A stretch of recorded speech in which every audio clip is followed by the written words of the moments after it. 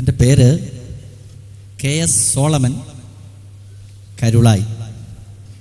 എനിക്ക് ചോദിക്കാനുള്ളൊരു ചോദ്യം, ഇവിടെ 100% ദൈവീകമാണ് ഖുർആൻ എന്ന് പറയുകയുണ്ടായി. ഇഹ്ദിന സിറാത്തൽ മുസ്തഖീം എന്ന് ഏതെങ്കിലും ദൈവം പറയുമോ? മറ്റൊന്ന്, ഖുർആൻ്റെ 51-ാം അധ്യായത്തിൻ്റെ 50-51 വാക്യങ്ങളിൽ ഞാൻ അല്ലാഹുവിലേക്ക് ഓടി വരുവീൻ, ഞാൻ അവങ്കൽ നിന്ന് നിങ്ങൾക്ക് വ്യക്തമായ മുന്നറിയിപ്പ് നൽകുന്നവനാകുന്നു എന്ന് പറഞ്ഞിരിക്കുന്ന ഞാൻ അല്ലേ ആ പുസ്തകം എഴുതിയത്? അടുത്ത വാക്യത്തിൽ 51-ാം വാക്യത്തിൽ അല്ലാഹുവോടൊപ്പം മറ്റൊരു ദൈവത്തെയും സ്ഥാപിക്കാതിരിക്കുകയും ചെയ്യുക, തീർച്ചയായും ഞാൻ നിങ്ങൾക്ക് അവൻ്റെ അടുക്കൽ നിന്നുള്ള വ്യക്തമായ താക്കീതുകാരനാകുന്നു. ഇതിൽ പറഞ്ഞിരിക്കുന്ന ഞാൻ മുഹമ്മദ് നബി അല്ലേ? അങ്ങനെയെങ്കിൽ ഈ വചനം ദൈവത്തിൻ്റെതാണോ? എനിക്ക് മറ്റും ചില ചോദ്യങ്ങളുണ്ടെങ്കിലും എൻ്റെ ചോദ്യത്തിൻ്റെ സമയം കഴിഞ്ഞതുകൊണ്ട് ഞാൻ നിർത്തുന്നു.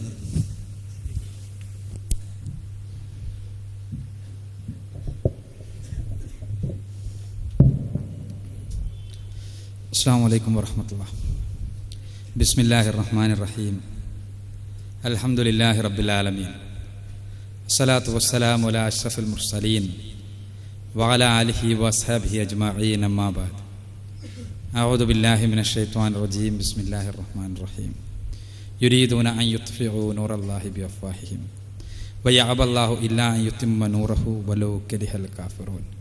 ഹുവല്ലദീ അർസല റസൂലഹു ബിൽ ഹുദാ വദീനിൽ ഹഖ് ലിയുദ്ഹിറഹു അലദ്ദീനി കുല്ലിഹി വലൗ കരിഹൽ മുശ്രികൂൻ. സഹോദരങ്ങളെ, എന്തുകൊണ്ട് ഇസ്ലാം എന്ന വിഷയത്തെക്കുറിച്ച് നിലമ്പൂരിലും പരിസര പ്രദേശങ്ങളിലുമുള്ള നിച്ച് ഓഫ് ട്രൂത്ത് പ്രവർത്തകർ സംഘടിപ്പിച്ച ഈ തുറന്ന സംവാദത്തിൽ വിഷയാവതരണം നമ്മൾ കേട്ടുകഴിഞ്ഞു. ഈ വിഷയവുമായി ബന്ധപ്പെട്ട് ബഹുമാന്യനായ ജ്യേഷ്ഠ സഹോദരൻ സോളമൻ സാർ, അദ്ദേഹം പരിശുദ്ധ ഖുർആൻ ദൈവികമല്ല, മുഹമ്മദ് നബിയുടെ സൃഷ്ടിയാണ് എന്ന് സ്ഥാപിക്കുവാൻ വേണ്ടി പരിശുദ്ധ ഖുർആനിലെ സൂറത്തുൽ ഫാത്തിഹ മുതൽ ഉള്ള ചില വചനങ്ങൾ ഉദ്ധരിച്ചിരിക്കുക. ഇവിടെ നമ്മൾ അടിസ്ഥാനപരമായി മനസ്സിലാക്കേണ്ട ഒരു കാര്യമുണ്ട്. ഇസ്ലാമിനെ സംബന്ധിച്ചിടത്തോളം ഇവിടെ സൂചിപ്പിക്കപ്പെട്ടതുപോലെ ഇസ്ലാം സർവശക്തനായ തമ്പുരാനുള്ള സമ്പൂർണമായ സമർപ്പണമാണ്. ആ സമർപ്പണം ജീവിതത്തിൻ്റെ എല്ലാ രംഗങ്ങളെയും ഉൾക്കൊള്ളുന്നു. കേവലം ആരാധനകളിൽ മാത്രമല്ല, കേവലം അനുഷ്ഠാനങ്ങളിൽ മാത്രമല്ല, കൊള്ളക്കൊടുക്കകളിലും ജൈവികമായ മറ്റ് കാര്യങ്ങളിലും, ഇണകൾ തമ്മിലുള്ള ബന്ധത്തിലും, മക്കളുള്ള ബന്ധത്തിലും, കച്ചവടത്തിലും, എല്ലാ കാര്യങ്ങളിലുമുള്ള ദൈവികമായ മാർഗനിർദ്ദേശമാണ് ഇസ്ലാം. ഈ ദൈവിക മാർഗനിർദ്ദേശം നൽകുവാൻ വേണ്ടിയാണ് പ്രവാചകന്മാരുടെ നിയോഗം ഉണ്ടായത്. ആ പ്രവാചകന്മാരിൽ അന്തിമനാണ് മുഹമ്മദ് റസൂലുള്ളാഹി സ്വല്ലല്ലാഹു അലൈഹി വസല്ലം. അദ്ദേഹത്തിലൂടെ അവതരിപ്പിക്കപ്പെട്ട വേദഗ്രന്ഥമാണ് പരിശുദ്ധ ഖുർആൻ. പരിശുദ്ധ ഖുർആനിൽ പടച്ച തമ്പുരാൻ 3 തരത്തിൽ മനുഷ്യരോട് സംസാരിക്കുന്നത് നമുക്ക് കാണാൻ കഴിയും. 3 തരത്തിൽ സംസാരിക്കുക എന്ന് പറയുമ്പോൾ ദൈവം തമ്പുരാൻ തന്നെയാണ് മനുഷ്യർക്ക് എങ്ങനെ പ്രാർത്ഥിക്കണമെന്ന് പഠിപ്പിക്കേണ്ടത്, ഏത് രൂപത്തിൽ ആരാധനകൾ നിർവഹിക്കണമെന്ന് പഠിപ്പിക്കേണ്ടത്, ആ ആരാധനകളിൽ എന്തെല്ലാം പ്രാർത്ഥനകൾ വേണമെന്ന് പഠിപ്പിക്കേണ്ടത് എന്നുള്ളതാണ് ഇസ്ലാമിൻ്റെ അടിസ്ഥാനപരമായ ഈ സമർപ്പണവുമായി ബന്ധപ്പെട്ട തത്വങ്ങളിലൊന്ന്. പടച്ച തമ്പുരാനാണ് പ്രാർത്ഥനകളെല്ലാം മനുഷ്യരെ പഠിപ്പിക്കുന്നത്. ആ പ്രാർത്ഥനകൾ ചിലത് പരിശുദ്ധ ഖുർആനിൽ തന്നെ അവതരിപ്പിക്കപ്പെട്ട് നമുക്ക് കാണാൻ കഴിയും.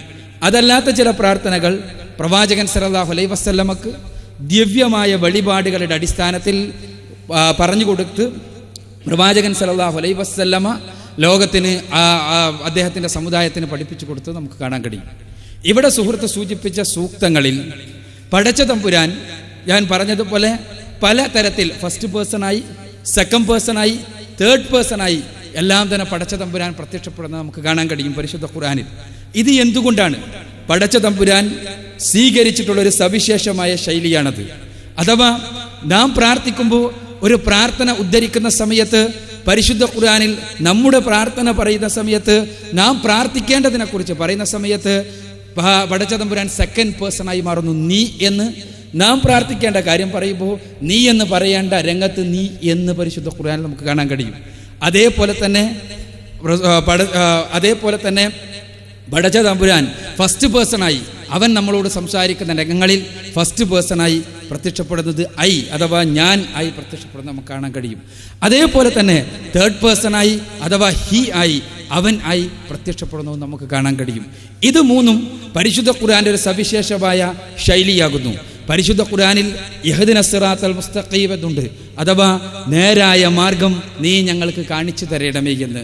ഈ നേരായ മാർഗം നീ ഞങ്ങൾക്ക് കാണിച്ചു തരണമേ എന്ന് പരിശുദ്ധ ഖുർആൻ പറഞ്ഞിട്ടുള്ളത് പടച്ചതമ്പുരാനെ വിളിച്ചുകൊണ്ട് പ്രാർത്ഥിക്കുവാനുള്ള ഏറ്റവും അടിസ്ഥാനപരമായ പ്രാർത്ഥന ആവർത്തിച്ചുകൊണ്ട് ഒരു മുസ്ലിം ദിവസേന ആവർത്തിച്ച് ചൊല്ലേണ്ട പ്രാർത്ഥന പരിശുദ്ധ ഖുർആൻ പഠിപ്പിക്കുകയാണ്. അവിടെ അൽഹംദുലില്ലാഹി റബ്ബിൽ ആലമീൻ എന്ന് തുടങ്ങുന്ന സർവ്വലോക രക്ഷിതാവായ തമ്പുരാനെ സർവസ്തുതിയും.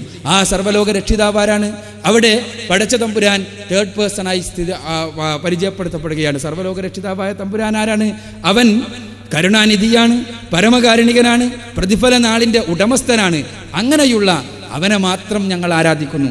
ഇയ്യാക നഅ്ബുദു വ ഇയ്യാക നസ്തഈൻ. അവിടെയും മനുഷ്യരുടെ ആളുകൾ പ്രാർത്ഥിക്കേണ്ട രീതിശാസ്ത്രം പഠിപ്പിക്കുകയാണ് പരിശുദ്ധ ഖുർആൻ. നിന്നെ മാത്രം ഞങ്ങൾ ആരാധിക്കുന്നു, നിന്നോട് മാത്രം ഞങ്ങൾ സഹായം തേടുന്നു എന്നതിന് ശേഷം വീണ്ടും പ്രാർത്ഥനയാണ്. പടച്ച തമ്പുരാൻ അവിടെ ഫസ്റ്റ് പേഴ്സണായി അല്ല പ്രത്യക്ഷപ്പെടുന്നത്, ഞാൻ സൂചിപ്പിച്ചതുപോലെ സെക്കൻഡ് പേഴ്സണായി പടച്ച തമ്പുരാൻ പഠിപ്പിക്കുകയാണ്. മനുഷ്യരെ, നിങ്ങൾ പടച്ച തമ്പുരാനോട് പ്രാർത്ഥിക്കേണ്ടത് ഇങ്ങനെയാണ്, നിങ്ങൾ ആവർത്തിച്ച് പ്രാർത്ഥിക്കേണ്ട പ്രാർത്ഥനയുടെ രീതിശാസ്ത്രം ഇതാകുന്നു എന്ന് കൃത്യമായി പഠിപ്പിക്കുകയാണ്. ബഹുമാന ജ്യേഷ്ഠ സുഹൃത്ത് ഉദ്ധരിച്ച മറ്റ് സൂക്തങ്ങളുടെ സ്ഥിതിയും അത് തന്നെയാണ്. പരിശുദ്ധ ഖുർആൻ 51-ാമത്തെ അധ്യായം സൂറത്തു ദാരിയാത്തിലെ സൂക്തങ്ങൾ ഇവിടെ ഉദ്ധരിക്കുകയുണ്ടായി. അവിടെയും പടച്ച തമ്പുരാൻ ഞാൻ സൂചിപ്പിച്ച രീതിയിൽ അവിടെ തേർഡ് പേഴ്സണായി സ്ഥിതി ചെയ്യുന്നതാണ് നമുക്ക് കാണാൻ കഴിയുന്നത്. അവൻ എന്ന് പറയുന്നത് പ്രവാചകൻ സല്ലല്ലാഹു അലൈഹി വസല്ലമയെ കുറിച്ചല്ല, പടച്ച തമ്പുരാനെ കുറിച്ച് പറയുന്നത് നമുക്ക് കാണാൻ കഴിയും. അതേപോലെ തന്നെ നേരത്തെ പറഞ്ഞ രീതിയിൽ പടച്ചവൻ സ്വയം സംസാരിക്കുന്ന കുറേ വചനങ്ങളും നമുക്ക് കാണാൻ കഴിയും. പടച്ചവൻ തമ്പുരാൻ്റെ ആ ഫസ്റ്റ് പേഴ്സൺ ആയിക്കൊണ്ട് തന്നെ ഞാൻ എന്ന രീതിയിൽ തന്നെ പടച്ചവൻ്റെ വചനങ്ങളെ ആ രൂപത്തിൽ തന്നെ പ്രയോഗിക്കുന്നതും കാണാൻ കഴിയും. ഇത് പരിശുദ്ധ ഖുർആന്റെ സവിശേഷമായ ഒരു ശൈലിയാണ് എന്ന് നാം മനസ്സിലാക്കുക. ഏതാണ് അഭിഷേകമായി സൂചിപ്പിക്കുവാനുള്ളത്? ഉപചോദ്യം. അങ്ങനെയാണെങ്കിൽ ആ പറഞ്ഞതാണ് ശരിയെങ്കിൽ കുൽ എന്ന് പറയേണ്ടതല്ലേ? അങ്ങനെ ഖുർആൻ പറഞ്ഞിട്ടുണ്ടല്ലോ. കുൽ എന്ന്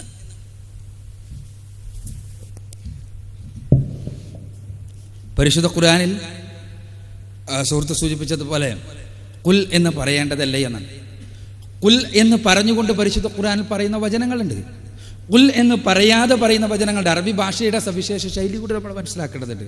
ഭാഷയിൽ ചില പ്രയോഗങ്ങളിൽ വെർബ് നേരിട്ട് സ്ഥിതി ചെയ്യാതെ വെർബ് നമുക്ക് ഒരു സൈലൻ്റായി സ്ഥിതി ചെയ്യുന്ന അവസ്ഥാവിശേഷങ്ങളുടെ അറബി ഭാഷയിൽ കുൽ എന്ന് പറഞ്ഞുകൊണ്ട് പടച്ച തമ്പുരാൻ സംസാരിക്കുന്ന ശൈലിയുണ്ട്.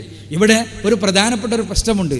സോളമൻ സാറെ സംബന്ധിച്ചിടത്തോളം ഇങ്ങനെ പടച്ച തമ്പുരാൻ സെക്കൻഡ് പേഴ്സണും തേർഡ് പേഴ്സണുമായി സംസാരിക്കുന്ന വചനങ്ങൾ അത് മുഹമ്മദ് നബിയുടേതാണ് എന്ന് വാദത്തിനു വേണ്ടി അംഗീകരിക്കുകയാണെങ്കിൽ സോളമൻ സാർ പടച്ച തമ്പുരാൻ ഫസ്റ്റ് പേഴ്സണായി സംസാരിക്കുന്ന വചനങ്ങൾ ഏതായിരുന്നാലും പടച്ച തമ്പുരാൻ്റേതാണ് എന്ന് അംഗീകരിക്കുവാൻ സന്നദ്ധമാകും എന്നാണ് എനിക്ക് തോന്നുന്നത്.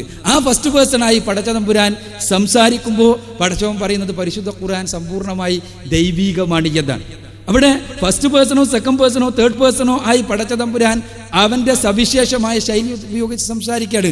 അവിടെ കുൽ എന്ന് പ്രയോഗിച്ച രംഗങ്ങളുണ്ട്, കുൽ എന്ന് പ്രയോഗിക്കാത്ത രംഗങ്ങളുണ്ട്. രണ്ടും നമുക്ക് കാണാൻ കഴിയും പരിശുദ്ധ ഖുർആന്റെ ശൈലിയിൽ എന്നുള്ളതാണ് സത്യം. കുൽ എന്ന് എല്ലായ്പ്പോഴും പ്രയോഗിച്ചു കൊള്ളണമെന്നില്ല. അതേസമയം പ്രത്യേകമായ സന്ദർഭങ്ങളിൽ പ്രത്യേകമായ വിഷയങ്ങളിൽ പ്രത്യേകമായി ഉത്തരം നൽകേണ്ടി വരുന്ന പ്രവാചകനോടുള്ള ചോദ്യങ്ങളിൽ പോലും മറ്റും കുൽ എന്ന് പച്ചയായി തന്നെ പ്രയോഗിക്കുന്ന കാണാൻ കഴിയും.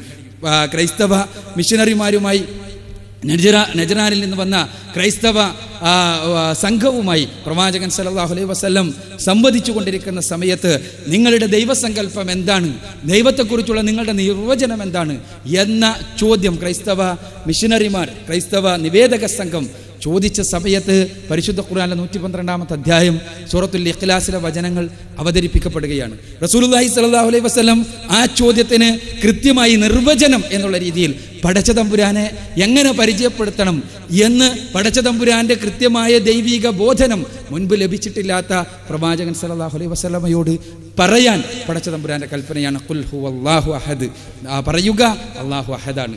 ഇനി ഈ ചോദ്യത്തിനുള്ള ഉത്തരവാണ് അവിടെ പ്രത്യേകമായി ഖുൽ എന്ന് പ്രയോഗിച്ചിട്ടുണ്ട്.